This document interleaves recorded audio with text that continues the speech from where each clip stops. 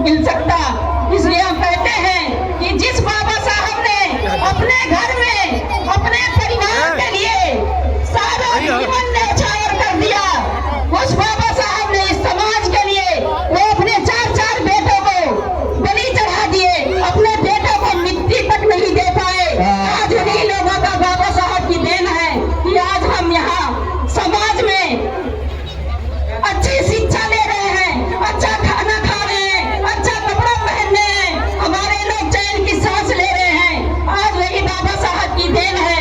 नहीं तो आज आप देखो कि अगर आपका बेटा बीमार हो जाता है, आपके बेटे को जुकाम हो जाता है, तो आप अपने बेटे के लिए क्या से क्या नहीं कर डालती है। और बाबा साहब ने 4 बेटे को बलिदान दे दिए, क्योंकि हम 4 लोगों को अगर हम बलिदान दे देंगे तो हिंदुस्तान के कोने कोने के लोग जो दलित हैं, पिछड़े हैं, हम उनको अधिकार दिला पाएंगे, भले ही हमारे 4 बेटे न रहें।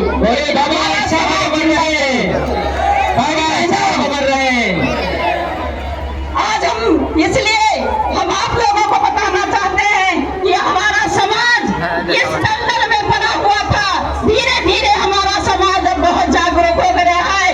तो हमको नाली पाप में नहीं पड़ना है, हमें मिलजुल के अपने समाज को मजबूत करना है।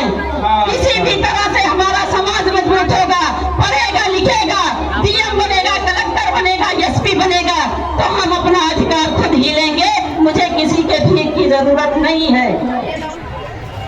मेरे भाइयों और मेरी बहनों, मैं बहुत